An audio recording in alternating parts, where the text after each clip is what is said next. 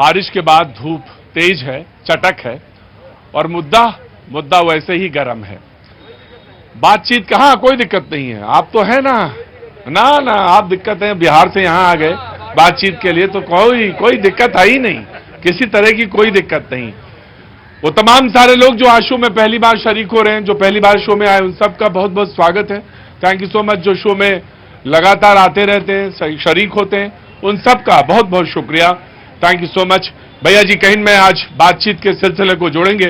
वो लोग जो दूर दूर से आते हैं, शो का हिस्सा बनने के लिए आते हैं, उनका बहुत बहुत शुक्रिया। ये परिवार कहाँ से आया है?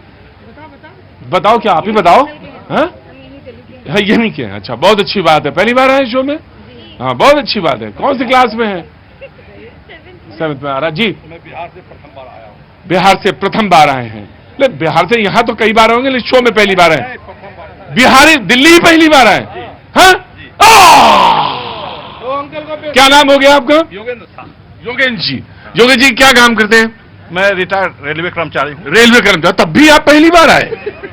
संयोग है सर, संयोग हुआ। अब बिहार का आदमी झूठ नहीं बोलता, बिल्कुल। पहली बार ट्रीटमेंट करवाने के लिए। अच्छा, ट्रीटमेंट के लिए आए जी, बिल्कुल मैं समझ सकता हूँ। ईश्वर बहुत अच्छा स्वास्थ्य दे और मैं आपका स्वागत करता हूँ। बहुत बहुत शुक्रिया। कहाँ के रहने वाले हैं? बिहार के? बिहार मुंगेर के हैं। बहुत अच्छी जगह है। पहले भी था, आजादी के पहले भी, आजादी के बाद भी पूरे देश को उसने कारखाने सिखाए हैं। बहुत बहुत शुक्रिया। Thank you so much. वो तमाम सारे लोग जो बिहार से हैं और जो बिहार के मुद्दों पे इंटरेस्ट लेते हैं, और वो तमाम सारे लोग जो आज शो में बोलना चाहते हैं, उन सबका बहुत बहुत शुक्रिया। Thank you so much. जो मेहमान हमारे साथ मौजूद हैं, मैं उन सबका आपसे तारुफ कराता हूं, परिचय कराता हूं। अंश वत्स जी कांग्रेस का पक्ष रखेंगे, बहुत बहुत शुक्रिया Ansh ji, thank you so much. Subhendu Shekhar ji BJP का पक्ष रखेंगे, बहुत बहुत शुक्रिया शुभेंदु भाई। मीनाक्षी शर्मा जी आज बहुत दिनों बाद आई हैं, बहुत बहुत शुक्रिया। आम आदमी पार्टी की प्रवक्ता हैं, बहुत बहुत शुक्रिया। मोहम्मद फैज खान भाई बहुत बहुत शुक्रिया, राजनीतिक विश्लेषक हैं, thank you so much. Rahul Lal ji भी आज बहुत दिनों बाद आए हैं, बहुत बहुत शुक्रिया, पत्रकार हैं, thank you so much. Surya Maithil ji राजनीतिक विश्लेषक, बहुत बहुत शुक्रिया, थैंक यू सो मच। वो तमाम सारे लोग जो आज शो में मौजूद हैं, उन सबका बहुत बहुत शुक्रिया। SIR चर्चा बहुत लंबे से, मैंने कल कहा था कि भाई थोड़ा सा 17 अवसान लिया है। मैंने सोचा पार्लियामेंट सेशन चल रहा है तो थोड़ा सा मुद्दा बदल गया बिहार से, लेकिन बिहार का मुद्दा लौट लौट के फिर से आता है। पार्लियामेंट संसद से चला मुद्दा और वो विधानसभा, बिहार की विधानसभा तक लोग काले कपड़े पहन के। आज आप भी आ नहीं पहन के? अच्छा, इसी वजह से आई हैं? नहीं, आपने यूं ही पहन लिया, बहुत बहुत शुक्रिया। तो वो वहां तक संसद से चला मुद्दा, बिहार की विधानसभा तक लोग काले कपड़े पहन के पहुंच गए विरोध जताने के लिए। उन्होंने कहा कि वो जो हाशिए के लोग हैं, विपक्ष कहता है जो हाशिए के लोग हैं उनका अधिकार जो है, मतदान का अधिकार जो है, छीन लिया। ये आप सारे लोग अब इस मुद्दे से भली भांति परिचित हैं, लगभग सारे, कि पुनरीक्षण हो रहा है, रिव्यू हो रहा है जो वोटर लिस्ट है। और विपक्ष कहता है कि ये समय वाजिब नहीं है, क्योंकि कम समय में, इतने कम समय में 8 करोड़ लोगों का जो आप पुनरीक्षण करना चाहते हैं वोटर लिस्ट में, बिहार में सिर्फ वो हो ही नहीं सकता। और इलेक्शन कमीशन कहता था मैं 80% काम खत्म कर चुके हैं। और विपक्ष कहता है कि नहीं, आप जो दबे कुचले लोग हैं, जैसा वो कहते हैं, जो हाशिए के लोग हैं, जैसा वो बोलते हैं, उनके अधिकारों से आप उनको वंचित कर रहे हैं। यह मोटे तौर पर ये एक मुद्दा है और इसके कॉन्स्टिट्यूशनल पहलू हैं, संवैधानिक पहलू हैं, और सबसे बड़ी बात, जैसा होना था, यह मुद्दा इतना ज्यादा उछला कि सुप्रीम कोर्ट तक चला गया। सुप्रीम कोर्ट में एक बार बहस हो गई, अब अगली बात होनी है, और उससे पहले तमाम मुद्दा गर्म है। लकीली मुझे कल बिहार जाना है, मैं कल बिहार में मौजूद रहूंगा, लेकिन फिर भी शो आपको मिलेगा, यही शो मिलेगा आपको। करती यहां पे आऊंगा, मैं कल आऊंगा, लेकिन मैं बिहार कल पहुंच जाऊंगा। बिहार की बातचीत, बिहार की राजनीति का थोड़ा सा जायजा, थोड़ा सा टेस्ट, वाह क्या बात है, वहां आपको मिलेगा। और उसके बाद फिर मैं लौट के यही एक दिन बाद आ जाऊंगा वापस। इसलिए ऐसा नहीं है कि मैं वहां रुक गया लंबे टूर के लिए, नहीं, लंबे टूर पे जाऊंगा बिहार के, थोड़ा अभी समय है। लेकिन बातचीत के सिलसिले को शुरू करते हैं। सबसे पहले विपक्ष को ही मौका देते हैं और वत्स जी आपको बुलाते हैं कि जब ये कह रही है, सत्ता पक्ष कह रहा है कि हम बहस के लिए तैयार हैं, आप आइए, SIR के मुद्दे पे भी बातचीत हो जाएगी, आप कह रहे हैं नहीं, आप हल्ला मचा रहे हैं। और वो सत्ता पक्ष कहता है कि जो हमारा पैसा है वो संसद में वेस्ट हो जाता है आपके हो हल्ले के बीच में। कांग्रेस से स्टार्ट करेंगे, एक एक करके मुद्दे पे आते जाएंगे। जी कांग्रेस, मैं आऊंगा आपके पास। जी सबसे पहली बात तो ये जो एसआईआर है उसकी आज की परिस्थिति में फुल फॉर्म बन चुकी है स्टीलिंग इंडियन राइट्स। इस देश के नागरिकों के अधिकार को छीनना, ये एसआईआर की फुल फॉर्म बन चुकी है। आज सच्चाई है कि विपक्ष ने पूरे इंडिया गठबंधन ने संसद परिसर से लेकर विधानसभा तक हर जगह पे अपनी आवाज को बुलंद किया है। और मैं इंडिया गठबंधन की नहीं बल्कि पूरे जो बिहार के नागरिक हैं उन सबके अधिकारों के लिए जो है आज हमने प्रदर्शन किया है। ये जो एसआईआर है ये प्रभावित करेगा उन 3 करोड़ लोगों को। हमारे ये जो साथी थे, ये रिटायर्ड जो रेलवे अधिकारी है, बिहार से आए। ऐसे कितने सारे लोग हैं, कोई वहां पे पलायन करता बिहार से नौकरी की तलाश में, कोई शिक्षा की तलाश में आए, कोई यहीं पे है, मौजूद है ना। अरे आपका वोटर बन गया। अब थोड़ा सा क्या था बात, थोड़ा सा हम आज सुस्ती में शुरू किया, वो उस रिदिम में नहीं थे हम आज, मतलब उस रिदिम में रहते हैं, आज हम नहीं थे रिदिम में। तो आपका वो जो पुनरीक्षण वाला कार्य चल रहा है बिहार में, समझते तो नहीं है ना, वो कार्य पूरा हो गया आपका कि अभी बाकी है? अभी बाकी ही है सर। आपका बाकी है? आप करवा के नहीं है? नहीं। क्यों? मैं जाऊंगा तो करवा लूंगा। पक्का? मैं बाहर रहता हूँ, बंगाल में रहता हूँ, सर्विस बंगाल में था, उधर ही रहता हूँ, तो घर आ रहा हूँ। वोट कहाँ है आपका? जमालपुर, मुंगेर में। मुंगेर में तो काम करवा लेंगे? हाँ, कॉन्फिडेंस है? 100% करवा लेंगे। जी बोलिए। तो ऐसे इतने सारे लोग हैं बिहार के, 3 करोड़ के करीब लोग हैं जो सबसे ज्यादा पलायन है बिहार में। 3 करोड़ के लोग करीब लोग जो है बाहर पलायन करके जाते हैं। वो 3 करोड़ लोग जो इससे प्रभावित होने वाले हैं। इससे जो है 60 लाख प्रतिशत जो इलाका है बिहार का वो बाढ़ से ज्यादा प्रभावित है। वो आप लोग अपनी जमीन को बचाएंगे, अपने घर को बचाएंगे, अपने कागजात दिखाते फिरेंगे? सच्चाई क्या? मैं आपसे एक चीज पूछता हूं, वोट देने का अधिकार किसको है? इस देश के नागरिक को। अगर कोई इंसान वोट ही नहीं दे सकता, मतलब क्या है कि आपने स्पष्ट रूप से मतलब इनडायरेक्टली कह दिया कि वो इस देश का नागरिक नहीं है। एक प्रकार से ये। दूसरी बात, जो बिहार में फर्जीवाड़ा हो रहा है, मैं आपको कुछ उसके उदाहरण बताता हूं अलग अलग जगह से।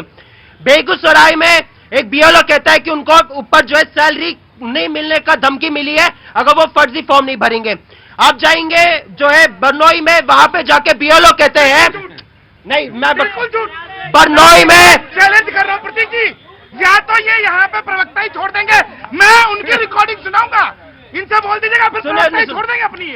सुने, फर्जी भराते हैं बातें। और साथ ही आप देखेंगे दरभंगा में भाजपा की जिला अध्यक्ष बीएलओ के साथ बैठ के जो फॉर्म को चेक कर रही थी। ये सवाल पूछा जाएगा कि भैया बीएलओ के साथ बैठ के आप क्या फॉर्म चेक कर रहे हो? राइट। मैं आपसे ये जानना चाहता हूं। कोई बात नहीं, बोलने का अधिकार है। अगर कांग्रेस बोल रही आराम से, अगर आपको लग रहा है झूठ है तो आपके पास अधिकार है, आप उसको काट सकते हैं, कोई ऐसी बात नहीं। देखिए, इलेक्शन कमीशन ने जो कागजात दिए सुप्रीम कोर्ट पे, उसने साफ ये कहा है, भैया अगर मन नहीं है तो डिबेट से चले जाओ। अगर आराम से, बाबू तुम रोज आते हो, आराम से।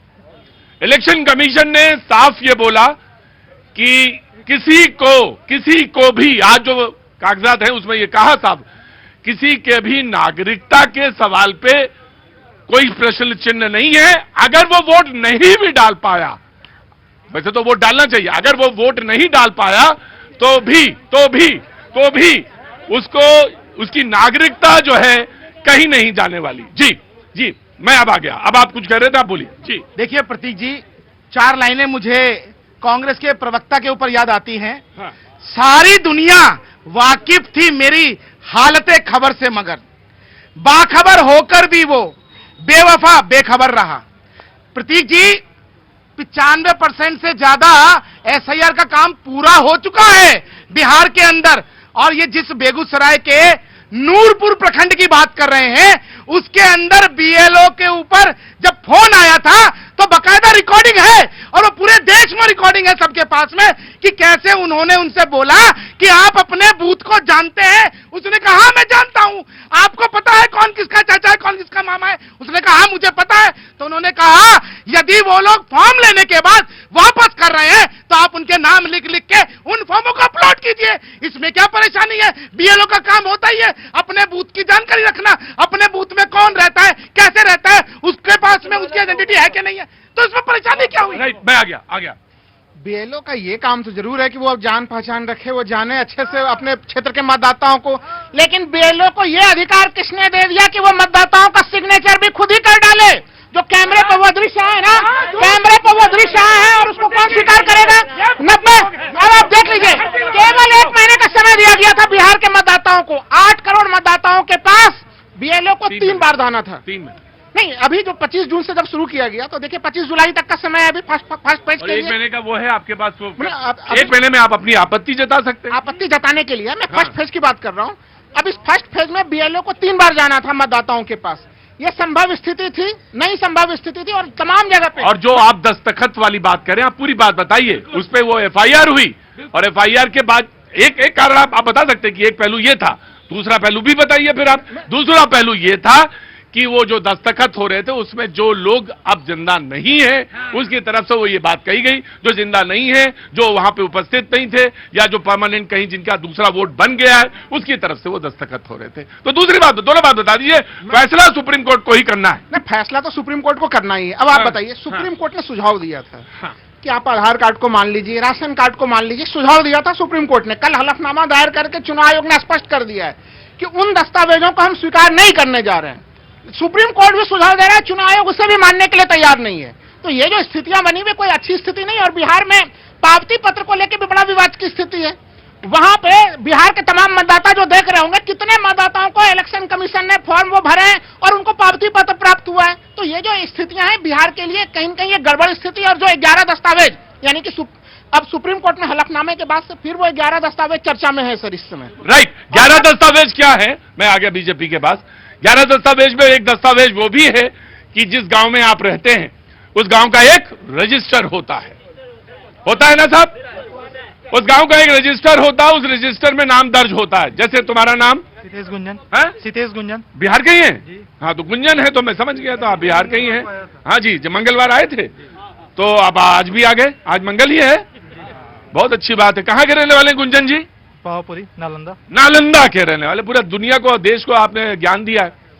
तो गांव का एक रजिस्टर होता है, गांव का रजिस्टर भी उन 11 कागजों में शरीक है। बहरहाल फैसला सुप्रीम कोर्ट का ही होना, जो होगा वो सारे लोग मान्य होगा। उसमें प्रक्रिया को लेकर, टाइम को लेकर, ड्यूरेशन को लेकर तमाम सारे सवाल हैं। लेकिन हां, बहुत सारा काम हुआ है और जिसपे विपक्ष मुद्दा भी बनाए हैं और विपक्ष बार बार ये बात कह रहा है कि ये समय उपयुक्त नहीं था। जी, कहां से आना हुआ आपका? मैं बिहार से ही हूँ। बिहार से हैं? ओएनजीसी में? हाँ, ओएनजीसी में दिल्ली में पोस्टेड हूँ जी। और मैं बीजेपी को वोट देता हूँ कई साल से। लेकिन मैं एक ऐसा, सिर्फ एक मिनट चाहिए, मैं सारे लोग को मैंने काम कर दूंगा। नंबर 1, इस वजह पे जो इन्होंने मांग कर रखा है, सिर्फ इलेक्शन का जो इलेक्शन होना है 5 मंथ रह गए। आपको अभी याद आता है? आप 2 साल पहले कर सकते थे। नंबर 1। नंबर 2, अगर किसी के नाम नहीं है, उनका उम्र 50 साल हो गया, वो नाम डलवाना है, उनको क्या बोला जाता है? अगर फीमेल हैं तो बोला जाता है कि भैया आप अपने माता पिता का डॉक्यूमेंट लाके दीजिए। नंबर 1। नंबर 2, 1987-84 के पहले का हमें प्रूफ चाहिए। उस समय न कभी आधार कार्ड था, न कभी कुछ होता था। क्या होता था? वो नहीं है तो आप माता पिता का नाम 2003 की लिस्ट में है। मैं परसों, एक मिनट, मैं परसों फ्लाइट से आया हूं, मैं बीएलओ से मिलके आया हूं। बोले दीजिए इनके फर्स्ट हैंड। एक मिनट बोलने दो, एक मिनट। अरे रुकिए, नेतागिरी ना चाहो, मैं बोल रहा हूं तुम्हारी फर्स्ट हैंड। इनके पास इंफॉर्मेशन अपनी है तो इनकी इंफॉर्मेशन महत्वपूर्ण है, सुनी जानी चाहिए, उस पर एड्रेस होनी चाहिए। जी, मैं शनिवार को आया हूं दिल्ली, मैं बीएलओ से मिला। मैं बीएलओ को टोटल, हमारे फैमिली 18 आदमी है, लोग दिल्ली रहते हैं, गांव रहते हैं, सब लोग को डॉक्यूमेंट देते देते इतना डॉक्यूमेंट मांगा गया, मेरे व्हाट्सएप पे है। मैं टोटल डॉक्यूमेंट देने में 3 दिन लग गया। मेरे नाना नानी जो आज से 20 साल पहले डेथ कर गए हैं, मेरे मदर का नाम ठीक करने के लिए उनका पेपर मांगा जा रहा है कि आप अपने नाना नानी का कोई पेपर दीजिए। उनका पेपर आया, जमीन का। मम्मी का वोटर तो यहाँ पे हो गया होगा ना? यहाँ नहीं, गांव में, हम लोग गांव में वोट देते हैं। नहीं, मम्मी का तो ससुराल में हुआ होगा ना? मेरी मदर, एक मिनट, ससुराल जब हमारा जहाँ घर है वहाँ मेरी मदर का वोटर लिस्ट में नाम है, लेकिन नाम गलत था। बस समझिए, मैंने कई बार बोला, बीएलओ बोला कि आपके माता जी का नाम ठीक होगा, आप पहले प्रूफ अपने नाना नानी का आप पेपर मंगवाइए। मेरे नाना नानी स्वर्गवास हो गए। नंबर 1। मैंने कॉल करके मैं बोला कि भाई कुछ भी दो, बैंक स्टेटमेंट कुछ भी दो। बोला कि नो अकाउंट नहीं है, ना आधार कार्ड है, ना राशन कार्ड है। फिर क्या है? जमीन का पेपर लाओ। जमीन का पेपर आया, मैंने बीएलओ को दिया। तो कहने का मतलब है कि ये जो 11 जब उसे माना हाँ? कागज मांगा जमीन वाला मान लिया 11 को फॉर्मेट में लिखा हुआ है। मेरा कहने का मतलब है कि नाम ऐड, सबसे बड़ी बात है कि नाम काटो नाम ऐड करो, ठीक है आपका काम है। आपको 2 साल पहले काम करनी चाहिए, आप अभी 5 मिनट पर क्यों? देखिए, मेरा आज जवाब देने का तरीका दूसरा है और कांग्रेस के लोग जरूर जवाब दें इसका। जब तक पार्लियामेंट नहीं चलती है तो कांग्रेस के लोग रोते रहते हैं कि हमको बोलने नहीं दिया जा रहा, पार्लियामेंट में हमको डिस्कशन करना है, हम ये विषय डिस्कस करेंगे। और जब पार्लियामेंट होती है तो चिल्ला के बाहर चले जाते हैं। तो आपको पार्लियामेंट में डिस्कशन करना है या नहीं करना है, पहला पॉइंट। दूसरा पॉइंट, बिहार पक्ष के ऊपर बहुत सारे लोग बड़ा कंफ्यूजन पैदा कर रहे हैं। मैं आज आपके चैनल के माध्यम से क्लियर करना चाहता हूं कि टोटल वोट 7.9 करोड़ में केवल 41 लाख लोगों ने फॉर्म नहीं भरा है, बाकी सबके फॉर्म भर गए हैं। और उसमें भी लगभग 12.6 लोग की डेथ हो चुकी है, 17.4 लोग स्थानांतरित हो गए हैं, 5.8 लाख लोग का डुप्लीकेट रजिस्ट्रेशन है और 11,000 लोग विदेशी हैं। ये पूरे 7.9 11,000 जो विदेशी है कहां से आपके पास आया? मैं वही सब पूरा फिगर है मेरे पास। तो ये पूरे 7.9 करोड़ लोगों के बीच में 11,000 लोग जो कहीं वेस्ट बंगाल के तो नहीं, कहीं बंगाल के तो नहीं है, कहीं बांग्लादेशी तो नहीं है, कहीं ये रोहिंग्यास तो नहीं है। ये चेक करना हमारा अधिकार है। और आप लोगों के पेट में दर्द क्यों हो रहा है यदि ये चेक किया जा रहा है भारत में कि भारत के अंदर कहीं विदेशी लोग तो नहीं है, तो आपके पेट में right of course the Congress. मैं यहाँ पे कहना चाहता हूँ जो यहाँ पे झूठ को लेकर बड़ा यहाँ पे चिल्ला रहे थे, एक मैं आपको वीडियो अगर अनुमति मेरे को आप दे या नहीं तो पता नहीं, मैं एक सुनाना चाहता हूँ। उसमें एक जहानाबाद के आर्मी ऑफिसर जो जोधपुर में उनकी पोस्टिंग थी, वो घर आए इस पूरी प्रक्रिया में शामिल होने के लिए छुट्टी लेकर, और उन्होंने जब बीएलओ के पास जाके अपने सारे कागजात जमा कराए तो उन्हें पता चला कि उनका फॉर्म ऑलरेडी सबमिटेड है, साइन ऑलरेडी करा गया है। और ये बकायदा अगर आप अनुमति दे तो मैं सुना भी सकता हूँ। नहीं मैं वो ऑथेंटिकेट नहीं कर सकता।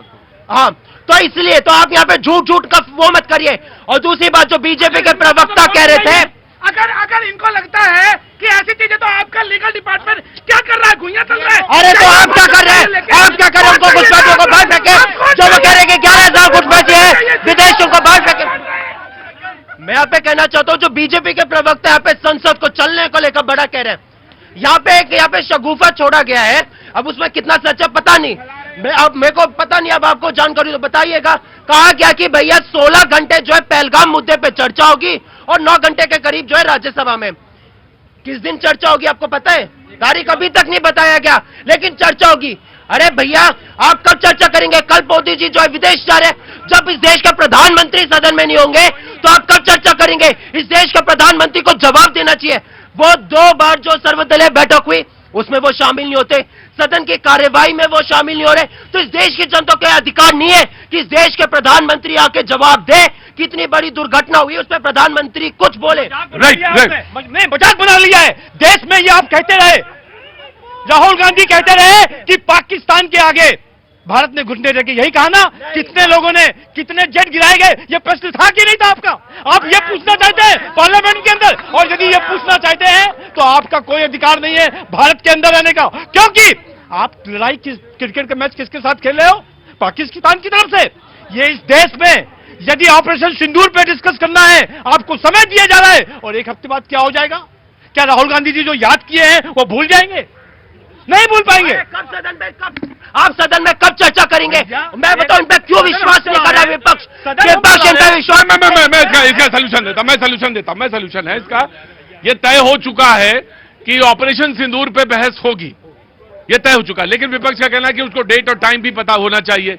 20 अगस्त तक, यानी कल से शुरू हुआ है, 20 अगस्त तक ये सेशन चलना है, मॉनसून सेशन चलना है। विपक्ष कहता है, सत्ता पक्ष कहता है कि 1 हफ्ते के बाद भी हो सकता है वो, या 10 दिन के बाद भी हो सकता है। सत्ता पक्ष, विपक्ष कहता है ना, I have to know the time, मुझे टाइम बताया जाए, डेट बताया जाए। वो उन्होंने कहा कि अब एक सवाल ये भी आया कि मोदी जी की मौजूदगी में। नियम यह कहता है कि जो जवाबदेही है वो कंसर्न मिनिस्टर की है। अब लेकिन सवाल यहां पे ये भी फंसा कि नहीं, मुद्दा ये बड़ा है। मैं कह रहा हूं, बोले दीजिए ना, आपको अगर कोई इतराज हो जोड़ दीजिएगा। मुद्दा बड़ा है, देश का है, महत्व का है, महत्वपूर्ण है, इसलिए प्रधानमंत्री को होना चाहिए, प्रधानमंत्री को जवाब देना चाहिए। यही तो है ना, रियल एग्जैक्टली ना। जय जी। आम आदमी पार्टी ऑपरेशन सिंदूर की बात करें, जो 4 आतंकवादी थे जिन्होंने ये सब किया, आज तक वो तो पकड़े नहीं गए। और भाई देश ये पूछ रहा है प्रधानमंत्री जी से कि जब हम पाकिस्तान जीत को सबक सिखा सकते थे, हमारी सेना सक्षम थी, तो उन्होंने ऐसी कौन सी मजबूरी थी जो उन्होंने सीज फायर कर दिया? और क्यों ट्रंप ने ये कहा कि भैया हमने दबाव डाला, उसकी वजह से सीज फायर कर दिया? तो ये बहुत बड़ा प्रश्न है, क्योंकि देश की जनता जानना चाहती है, क्योंकि देश की जनता को अपनी सेना पे भरोसा है, अपने देश पे भरोसा है कि हाँ, हम पाकिस्तान जैसे जो आतंकवाद को बढ़ावा देता है उसको ऐसा सबक सिखा सकते थे कि आगे आने वाली उसकी 10 पुश्तें भी सोचे कि नहीं, आतंकवाद को अब कभी बढ़ावा नहीं देना, और हम घुटने टेक देता वो इंडिया के आगे। लेकिन ऐसा नहीं हुआ। तो सब की इच्छा यही थी कि इस बार आतंकवाद का खात्मा हो, लेकिन आज तक तो वो 4 आतंकवादी ही नहीं पकड़े गए। और तो आप छोड़ दीजिए, क्यों, कम से कम वो 4 आतंकवादी भी अगर आ जाता तो दिल को तसल्ली हो जाती कि हाँ जी, हमने पहलगाम का हमले का हमने वो ले लिया। आज तक पुलवामा का आज तक कोई पता नहीं चला, इतने आतंकवादी हमले हो गए, लेकिन at the end of the day result क्या है? रिजल्ट तो कहीं नहीं आया ना। और रही बात अभी बिहार की बात करें तो पता नहीं कहां से फर्जी डेटा उठाकर लेकर आ जाते हैं, यहाँ पढ़कर ना शुरू कर देते हैं। आप मुझे एक बात बताइए, अरे मैं, आप मुझे बात करने दीजिए, आप अपनी बात में, मैंने टोका नहीं आपको। आप ये देखिए कि जो गरीब तबका है, चलिए वो तो पढ़े लिखे थे, समझदार थे, तब उनको इतनी तकलीफ हो रही थी, लेकिन जो गरीब तबका है, जहाँ बाढ़ आ जाती है, जहाँ इतनी त्रासदी रहती है, वहां पर उनके डॉक्यूमेंट बाढ़ में बह रहे, वो डॉक्यूमेंट संभालते हैं या फिर अपने आप को संभालेंगे? मीनाक्षी, एक चीज बताएं आपसे, मैं आप बिल्कुल पढ़ा और लिखा होने का पक्षधर ना होना तो ये तो बेवकूफी होगी। कौन आदमी कहेगा कि पक्षधर नहीं होना चाहिए पढ़े लिखे? और बिहार में इस बात का आपको बिल्कुल तवक्को होना चाहिए, पूरा इत्मीनान होना चाहिए कि वहां पे जो इंसान है वो कई लोगों से ज्यादा जागरूक है और अपने अधिकारों को लेकर। मैं मीनाक्षी आ जाऊंगा, I will hand over to you only. ज्यादा जागरूक इंसान है, लेकिन मुझे एक बात कहनी है, बहुत इंपॉर्टेंट बात कहनी है, और वो महत्वपूर्ण इस संदर्भ में है कि कभी कभी आप कमिटेड हो जाते हैं। कमिटेड इन द सेंस, वो उसका अर्थ मैं खोलता हूं, कमिटेड इन द सेंस इसलिए हो जाते हैं कि नहीं, यहां तो ये जो शख्स आया है, ये क्योंकि सफेद कुर्ता पहने हैं इसलिए ये आदमी गलत होगा ही होगा।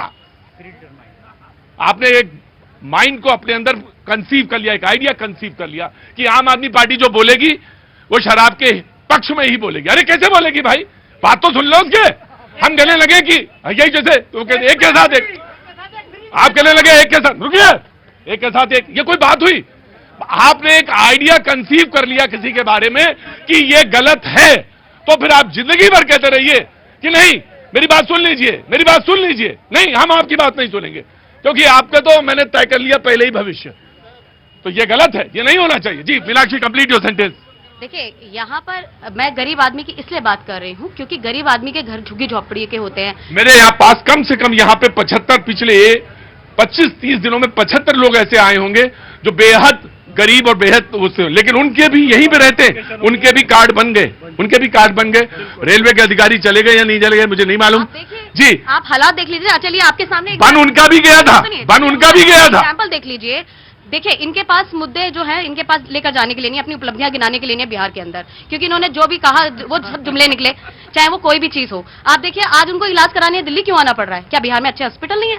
वहां भी तो इलाज करा सकते हैं। आज वो कभी तक दिल्ली नहीं आए, लेकिन आज इलाज कराने आना क्या? अब इनको कह रही कि आज अच्छे स्कूल नहीं है वहां पर, आज अच्छे स्कूल नहीं है वहां पर, कोई भी ऐसी उपलब्धि नहीं है जो बीजेपी या नीतीश सरकार ये कह सके कि हमने इतने सालों में ये सुशासन ला कर दिया है। बल्कि वो सुशासन नहीं, आप देखिए जंगल राज बन चुका है। आपने भी देखे होंगे वो इंसिडेंट जब हॉस्पिटल में जाकर सरेआम गोलियों से भून दिया जाता है।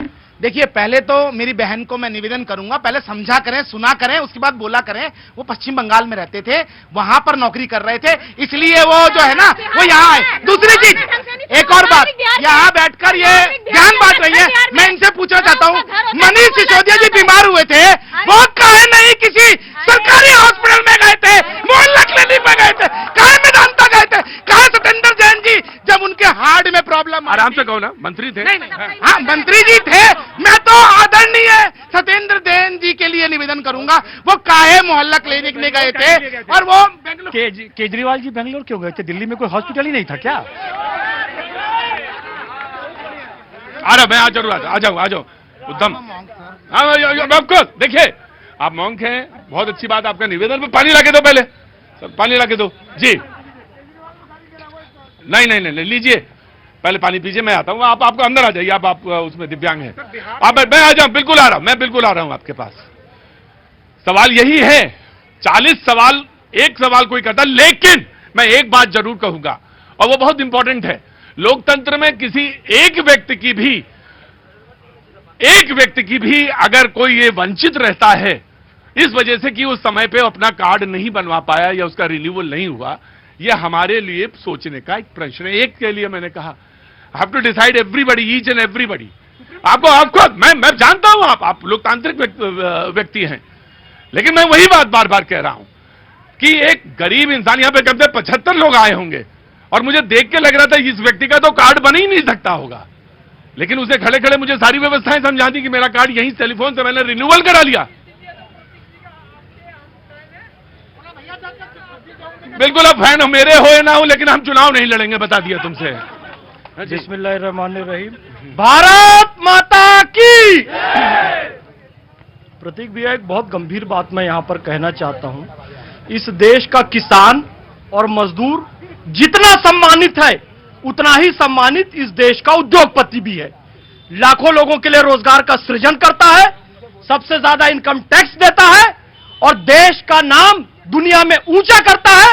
तुम क्या चाहते हो, वही बाहर की बहुराष्ट्रीय कंपनियां आ जाएं? अपने देश के उद्योगपतियों से इतनी नफरत ये वामपंथी लोगों ने पैदा की है, ये खत्म होनी चाहिए। हमारे देश का उद्योगपति हमारा सम्मान है, हमारी गरिमा है, जो पूरे विश्व में हमारा नाम आगे बढ़ाता है।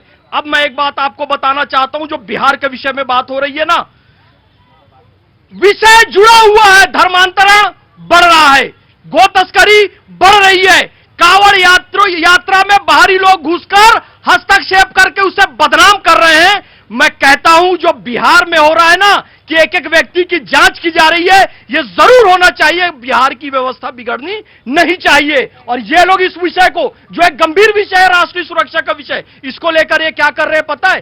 चलो संसद चलो, और संसद चलकर क्या भाई साहब एक बात बताइए कि अगर ये व्यवस्था इतनी बिगड़ रही है और व्यवस्था इतनी सोचनीय है, तो ये 3 ही महीने बच मिले थे बस। अब पहले 2 साल से पहले कर लेते हैं, 1.5 साल पहले कर लेते हैं, क्यों नहीं किया आपने तब? यही वो संवेदनशील समय है जहां पर बाहरी और असामाजिक तत्व हमारे देश का माहौल बिगाड़ सकते हैं। और इसी मंच पर कई लोगों ने कहा है कि भैया हमने वो समय भी देखा है कि हम स्कूल कॉलेज नहीं जा सकते थे, लड़कियां, बूथ लूट लिया जाता था। इसी मंच पर वो व्यक्ति आकर कहता है कि मैं बूथ अधिकारी था और पेटी ले जाते थे, अपने हाथ से ठप्पा लगाते थे, मैं रोता था बैठकर। तो भैया यही समय है कि सुधार होना चाहिए। और मैं जब इतना अच्छा सुधार हो रहा है तो इस समय ये लोग क्या करते हैं? संसद चलो, संसद में क्या करेंगे? एक मिनट, संसद में जाकर क्या करेंगे? संसद की कार्रवाई रोकेंगे। 1 मिनट का खर्चा 2.5 लाख का है संसद चलाने का। मैं आपको बताऊं ये कौन सी विचारधारा है पता है? रात भर घूम घूम कर छिपकली कीड़े मकोड़े खाती है और दोपहर को गांधी जी की तस्वीर के पीछे छुप जाती है। अरे बड़ी फेमस कविता है। हाँ, लेकिन उन्होंने जो बोला मैं समझ गया, मैं आ गया बिल्कुल, 1 by 1। हाँ बेटा, बैठ सब वेयर इज बुद्ध गया लिबरेशन? बुद्ध गया कहा है सर? इसमें मुस्लिम, सिख, ईसाई, बौद्ध कहा है भाई? सब बौद्ध भी है, सब है, सब है, इसमें बौद्ध भी है, सब है। पूरा नारा मैं बता रहा हूं, हिंदू, मुस्लिम, सिख, ईसाई, बौद्ध, पारसी, जैन, बहाई आपस में है भाई भाई। एक बार फिर से बोलते यार। हिंदू, मुस्लिम, सिख, ईसाई, बौद्ध, पारसी, जैन, बहाई आपस में है भाई भाई। सर अब क्या बताएं, उन्होंने बोल दिया सब बुद्ध भी है, सब भाई भाई है। तो सर क्या करना चाहते हैं आप? आप क्या करना चाहते हैं? बुद्धिस्ट है सर। तो चाहते क्या हैं? हमारी आइडेंटिटी, हमको बुद्धि चाहिए।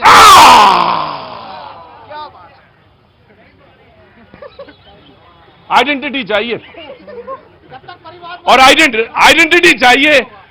मैंने आपको प्रणाम किया। मैंने धर्म में बदला सर, आपने धर्म को पंथ में बदला और सर हम ही अपराधी हैं, हम ही अपराधी। सर मेरी बात, प्रभु आनंद ने प्रभु से पूछा, आनंद ने गुरुजी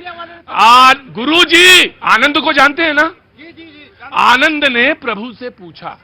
इससे ज्यादा तो मैं कुछ नहीं कह सकता। मैं आपसे सिर्फ इतना ही कह सकता हूं, हर व्यक्ति को, ये मुल्क ऐसा है जिसमें हर एक की आइडेंटिटी है, हर एक की आइडेंटिटी है। मैंने आपको प्रणाम किया, मैंने कहा अंदर आ जाइए, अंदर आके बैठिए। मैंने आपको पानी के लिए पूछा, आपके वस्त्र को देख के सर्वप्रथम मैंने आपको आइडेंटिफाई किया, वरना तो मैंने इनसे नहीं कहा कि आगे बैठ जाओ, इनसे भी नहीं कहा, इनसे आपको कहा, क्योंकि आपके वस्त्र जो थे उसी ने मुझे बताया कि आप जो हैं संत हैं, यू आर ए बुद्धिस्ट, आप शांति के दूत हैं। बुद्ध, जोर से बोलो बुद्ध भगवान की। और ये व्यक्ति जो है महाराज, और ये व्यक्ति जो है ये टीका लगाए है, सनातनी है। बुद्ध हम भी हैं, हैं? हम बिहार से हैं, बुद्ध हम भी हैं, और बुद्ध सबको मानते थे, यही बुद्ध का परिभाषा है। ये एक अपनी आइडेंटिटी है। लेकिन तुम सवाल पूछ रहे थे, बोलो। अब महाराज सुनो, अब मैं आज बुद्ध पे नहीं करेंगे, बुद्ध पूर्णिमा वाले दिन करेंगे। हाँ जी। हाँ। मेरा आम आदमी पार्टी की प्रवक्ता महोदय ने पूछा था कि ये 3 महीना पहले ही क्यों। मैं आप आए कहां से, पहले परिचय दो बेटा। बिहार सासाराम से आपसे पहले भी बात। चल ठीक, सासाराम से बोलो। मेरा कहना यह है, जब रोग होगा तब तो रोग का इलाज होगा, कि पहले से इलाज नहीं। संवेदनशील बात यह है कि इलेक्शन के टाइम पर ही आपको वोटर लिस्ट जुड़वा के वोट लेना है और बीजेपी को और उससे जुड़ी पार्टियां को पीछे करना है। इसलिए दिक्कत हो रहा है, इसलिए संसद चलो। सर हमारे सासाराम सिटी की बात बताते हैं, सासाराम सिटी की बात बताते हैं। रोहिंग्या बढ़ रहे हैं, ठीक है। पशु चाहे गौ हो, हमारे लिए सब बराबर है। गौ हमारी माता है क्योंकि हमको सृजन करती है।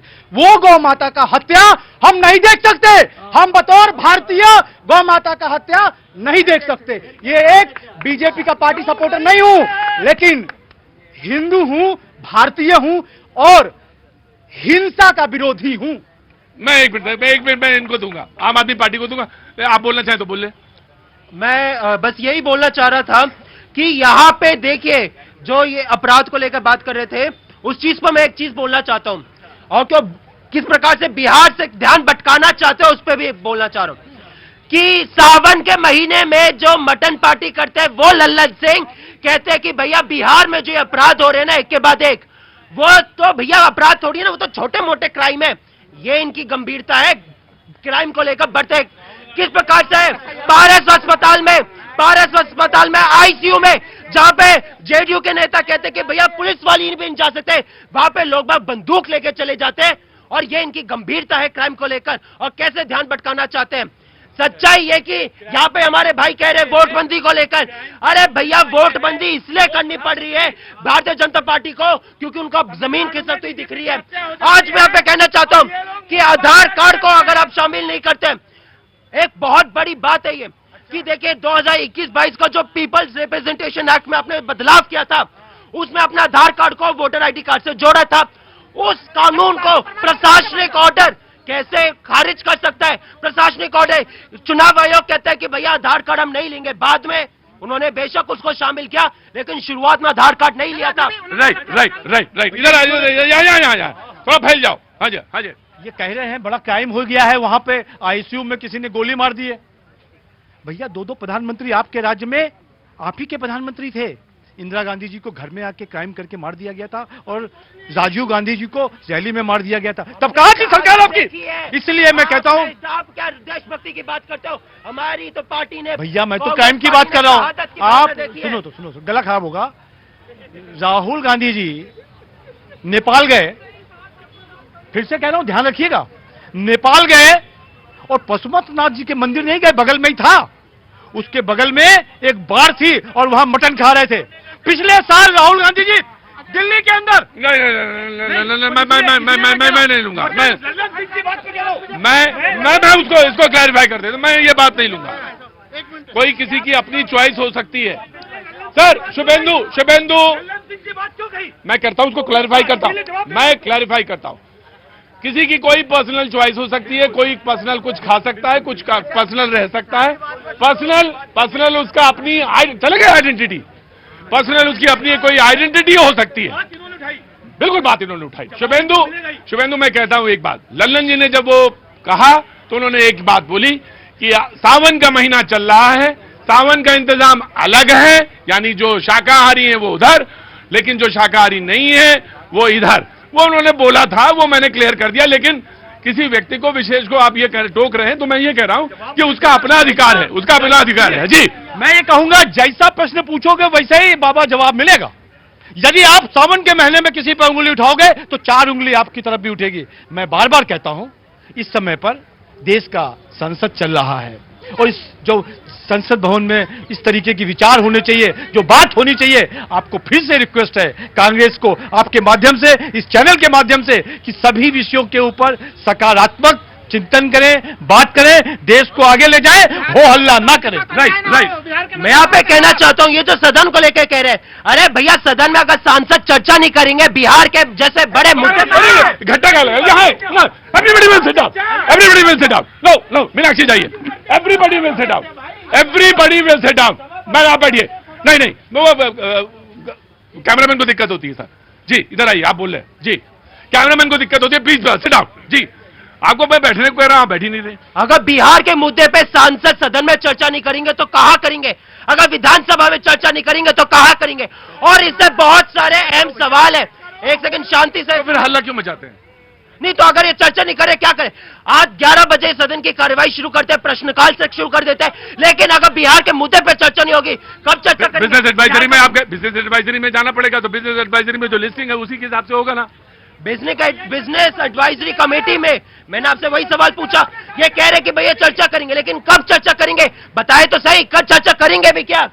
देखिए प्रतीक जी, मैं कांग्रेस के प्रवक्ता से और कांग्रेस के एलओपी से कहना चाहता हूं, ये देश संविधान से चलेगा, उसी संविधान से जिसको आप अपनी जेब में रख के घूमते हैं। नहीं, मेरी बात सुनिए। लो, आप शब्दों का इस्तेमाल क्या करिए, वो जो व्यंजनाएं हैं जो उसका जब इस्तेमाल करें तो ध्यान रखें कि कहीं पे किसी को भाई साहब आइए इधर आइए। नहीं ऐसे मत बोलिए। देखिए चलिए, मैं कहता हूं जेब में नहीं, हाथ में जो लेके घूमते हैं उस संविधान से ही चलेगा ना। और जब संसद में कोई मुद्दा आप नोटिफाई करेंगे तो उसके लिए आपको समय मिलेगा। जब आपको कह दिया गया पहलगाम के मुद्दे पे 16 घंटे लोकसभा, 9 घंटे राज्यसभा, उसके अलावा यदि आप, अरे भैया सुनो, अरे होगा। अभी आप कह रहे हैं कि हमें प्रधानमंत्री जी चाहिए, जब किसी विषय के ऊपर। मैं समझ गया भैया। भाई साहब, मैं आप सारे लोगों से माफी मांगता हूं। मैं आ गया। मैं आप सब लोगों से माफी मांगता हूं। वो जैसे वो सूरदास का एक पद है, भैया मैं तो चंद खिलौना ले हूं, अब कब ले हो कब दे हो ये तय नहीं हो रहा है। वो कह रहे, मैंने कहा पहले कि 20 अगस्त तक सेशन है और आपके मुताबिक प्रधानमंत्री जा रहे हैं विदेश, उसके बाद तो और तय है ये कि अगर 16 घंटे होनी है बहस तो 16 घंटे बहस होगी, इसमें कोई डिनाई नहीं है। जी आपके डिबेट का टाइम तय है तो उतने ही बजे चालू होगी। और ये आके कहे नहीं भैया हम तो 4 बजे करेंगे, आना हो तो आओ। नहीं, जो तय है सिस्टम, संसद के अंदर कहा गया है कि कब क्या क्या होना है, उसमें आप आके आइए, शालीनता से करिए। कोई चर्चा आज होगी, कोई चर्चा कल होगी, कोई चर्चा परसों होगी। बहुत कुछ इंपॉर्टेंट बिल भी यहाँ आ रहा हूँ। मैं कहना चाहता हूँ ये विपक्ष सरकार पे इसलिए भरोसा नहीं कर सकता, हम चीख कर चिल्लाते रहे, मणिपुर पे चर्चा करिए, आपने चर्चा नहीं करी, हमें मजबूरन अविश्वास प्रस्ताव लाना पड़ा, तब जाके आपने चर्चा करी। उसके बाद भी मोदी जी ने कितनी बार मणिपुर का नाम लिया, सिर्फ 2 मिनट बोले मणिपुर पे। ये इनकी गंभीरता है, इस वजह से आप विश्वास नहीं कर सकते। जी मैं इसे कहते हैं सेल्फ गोल। मणिपुर पे चर्चा हुई, चर्चा नहीं करी, भाग गए बाहर। अरे भैया चर्चा करनी थी, बैठते ना, करते चर्चा, एक मुद्दे पर इस देश का प्रधानमंत्री चर्चा करो। पुरानी सरकारों को कोसने का काम करेंगे। मणिपुर पे चर्चा हुई, लेकिन जब मणिपुर पे चर्चा हुई तो चले गए। जी चैनल का समय बर्बाद कर रहे हैं। यहाँ पर भी भैया पैसा खर्चा होता है और सदन में भी 1 मिनट का 2.5 लाख रुपए खर्चा होता है और 1 घंटे का 1.5 करोड़ रुपए खर्चा होता है, और वो जनता की मेहनत की कमाई से होता है, ध्यान रखना। इसलिए वहां सकारात्मक चर्चा करने आप लोग सीखे, सकारात्मक चर्चा करना सीखे, पॉजिटिव चर्चा करना सीखे, सवाल जरूर 2014 से पहले जो अरुण जेटली जी कहते थे कि भैया वेल में आना, ऐसे प्रोटेस्ट करना, ये लोकतंत्र का ही हिस्सा है, उसको आप क्या कहेंगे? क्या अरुण जेटली जी गलत थे? सुषमा स्वराज जी सॉरी गलत नहीं क्या? जो सुषमा स्वराज जी कहती थी कि लोकतंत्र का हिस्सा है कि विपक्ष की आवाज सुनी जानी चाहिए, आज विपक्ष के नेता को मौका नहीं मिलता। अटल जी सभी चर्चाओं में रहते थे, पूरा समय देते थे। सुनिए, पहली बात सुनिए, अरे हम सबकी बात कर रहे हैं। मैं कह रहा हूं आप शोर मचा लो एक आध दिन, आपको शौक है शोर मचाने का तो मचा लो, पर कम से कम एक आध दिन के बाद चर्चा तो करो। आप तो चर्चा ही नहीं करते और चर्चा के बाद भाग जाते हो। और चर्चा कौन करता है? आज तक पिछले 10 साल 11 साल के अंदर कभी राहुल गांधी जी को पार्लियामेंट में हमने चर्चा करते हुए किसी विषय पर बोलते हुए नहीं देखा। खाली वो क्या बोलते हैं, हमको बोलने नहीं दिया जा रहा, हमको बोलने नहीं दिया जा रहा। देखिए कितने विषयों पर राहुल गांधी ने बोला है। देखिए सबसे महत्वपूर्ण चीज ये है राष्ट्रीय सुरक्षा का मामला जो कि काफी गंभीरता के साथ उठा है, और बिहार का मामला। बिहार के देखिए 1995 में बिहार में चुनाव आयोग बड़ा महिमा मंडित हुआ था सर, उसमें टीएन शेषन ने बिहार में चुनाव आयोग की भूमिका को बिल्कुल राष्ट्रीय स्तर पर प्रमुखता के साथ रखा था। उससे पहले क्या था? नहीं देखिए उससे पहले तो वहां पे चुनाव की व्यवस्थाओं पर काफी ज्यादा सवाल उठते थे। जैसे वो तो देखिए अतीत की कहानी है। नहीं,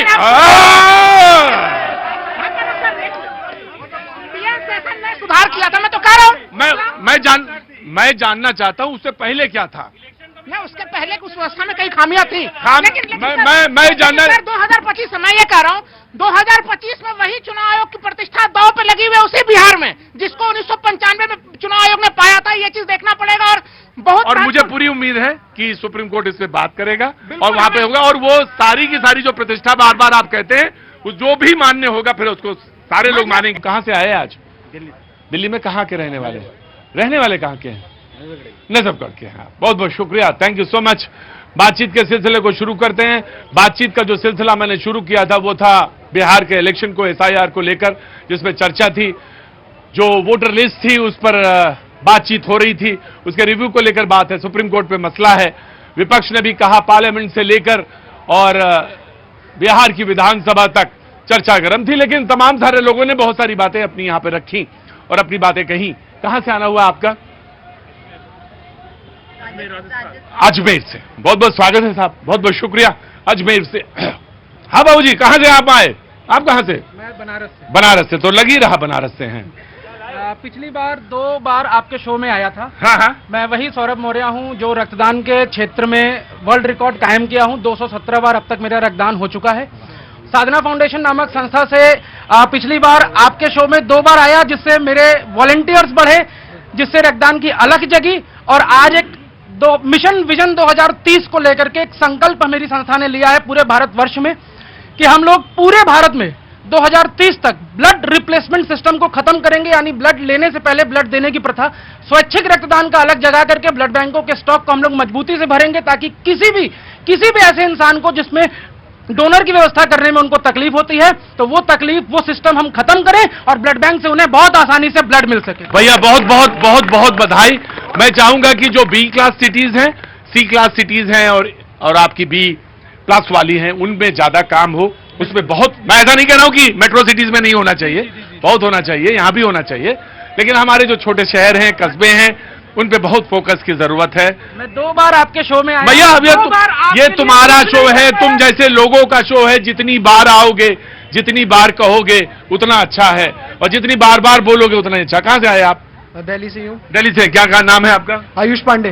जी आयुष जी, बोलिए। क्या बोले बताइए। क्या कहना है? कुछ कहना है आपको? कुछ कहना ही नहीं है? इतने संतुष्ट, इतने मुतमईन इंसान हैं आप, बहुत अच्छी बात है। प्रभु, मेरे पास अभी एक शख्स खड़े थे, मैं इधर ही आया था ढूंढते, वो कहाँ चले? हाँ बेटा, बोलो कहाँ से? मैं मैनपुरी से हूँ, आयुष दुबे मेरा नाम है। हाँ बोलो बेटा। ये किसान के मुद्दे पे इलेक्शन के टाइम तो सभी बातें कर लेते, रियलिटी में जीरो जमीन से जुड़ी बातें अगर नेता लोग हमारे सारे। अरे बेटा बात बोलो अपनी। खाद के मुद्दे पे इतनी ज्यादा रेट बढ़ाए के बेचे जा रही है, जो लोग कौन से जिला? मैनपुरी। वहाँ पे तुमने खाद कितने रुपए ज्यादा दिए? मैंने 50 रुपए ज्यादा दिए बोरी पे। हाँ। कितने बोरी में कितनी खाद थी? एक बोरी में 50 किलो खाद आती है। 50 किलो, मैं जानता हूँ, पूछना जरूरी है। 50 किलो खाद आती है, उसमें तुमने 50 रुपए ज्यादा दिए यहाँ, और तुम ये कह रहे हो कि सारे किसान ऐसे ही कर रहे हैं? सारे जो उद्योगपति हैं वो नहीं कर रहे हैं। उद्योगपति थोड़ी ना खेत में बोता है, किसान पूछ रहा हूँ, किसान को तो जरूरत है, इसलिए देना पड़ रहा है। इनका कहना है कि बात को समझने की कोशिश करिएगा। इनका कहना है कि एक बोरी में जो 50 रुपए ज्यादा देना पड़ता है वो खाद का वो समस्या है मेरे साथ, और इसको समस्या को दूर किया जाना चाहिए। मैनपुरी जिले के हैं, उत्तर प्रदेश के। बात आपकी बहुत महत्वपूर्ण है, इसलिए रखी जानी चाहिए। हाँ भैया। सर मैं अकोला से आया हूँ, महाराष्ट्र अकोला से। अकोला से आए महाराष्ट्र से, बहुत बहुत स्वागत है भैया आपका, बहुत बहुत स्वागत है। सर मोदी जी बहुत अच्छा काम है, मेरा पूरा समर्थन है, पूरे महाराष्ट्र का समर्थन हम मोदी जी के साथ है। तो बस अब कुछ रह ही नहीं गया, फिर बोलो बाबूजी। आपके लिए एक बाबा काशी विश्वनाथ। हाँ जय हो, जय बाबा विश्वनाथ। सावन के महीने। हाँ जी जी जी, बहुत बहुत शुक्रिया, थैंक यू, बहुत बहुत स्वागत है, थैंक यू सो मच, बहुत बहुत बढ़िया। प्रसाद सबको वितरण कर दीजिएगा। जी मीनाक्षी, आम आदमी पार्टी। देखिए, अभी बीजेपी के प्रवक्ता ये कह रहे थे कि कांग्रेस के राज में क्योंकि कानून बिगड़ रहा था और अपराध हो रहे थे, तो आज अगर हम बीजेपी के राज में अपराध हो रहे हैं तो कोई बड़ी बात नहीं, वो जस्टिफाई कर रहे हैं कि कोई बड़ी बात नहीं, अगर जंगल राज हो रहा है तो होने दो, क्योंकि तुम्हारे समय में भी तो होता था, अगर हमारे समय में हो गया तो कौन सी बड़ी बात हो गई। तो यानी इन्होंने जस्टिफाई कर दिया कि हाँ जी जंगल राज है तो सही है, कोई फर्क नहीं पड़ता है। दूसरी चीज मैं ये कहना चाहूंगी कि अभी कह रहे थे कि भाई 3 महीने पहले ही क्यों, 8 करोड़ की जनसंख्या का दोबारा से वेरिफिकेशन करना इतने कम समय में कहीं ना कहीं नाजायज हो जाएगा, क्योंकि बहुत सारे लोग ऐसे रह जाएंगे जिनका मताधिकार छिन जाएगा। और क्योंकि लोकतंत्र के अंदर आपका सबसे बड़ा अधिकार है वोट देने का, और अगर आप वोट नहीं दे पा रहे हैं तो कहीं ना कहीं ये लोकतंत्र की हत्या हो जाती है, और कहीं ना कहीं जो संविधान में हमें ये मौलिक अधिकार दिया गया है उसका भी हनन हो रहा है। तो और रही बात, वो कह रहे हैं कि भाई अभी समय आने पर, मतलब 3 महीने में जंगल राज आ गया, और 3 महीने में सारे मतलब जितने बांग्लादेशी हैं, जितने विदेशी हैं, सब आ गए 3 महीने के अंदर। जी शुभेंद्र भैया ऐसी बातें कर रहे हैं, हमने कब कहा कि जंगल राज नहीं होना चाहिए। जंगल राज था उत्तर प्रदेश में, जब शाम को 5 बजे, दोपहर में 12 बजे और रात को 8 बजे कोई महिला रोड पे बस के स्टैंड के पास खड़ी नहीं होती थी, और अखिलेश जी के जमाने में लोग उनको उठा ले जाते थे। ये योगी जी का समाज है, योगी जी का राज है, जहां पे यदि कोई उठाएगा तो उसके घर में बुलडोजर चल जाएगा। ये कहते हैं कि 2 महीने अपराध इसलिए हो रहे हैं क्योंकि किसान अभी खेती नहीं कर रहे हैं, जो किसानों को बदनाम कर रहे हैं। किसान इस देश का अन्नदाता है, उसका अपमान सहना और कहना दोनों ही अपने आप में बहुत ही नाजायज और बहुत ही बदतमीजी वाली सवाल है। देखिए, ताहिर हुसैन की पार्टी अपराध के ऊपर ज्ञान बांट रही है।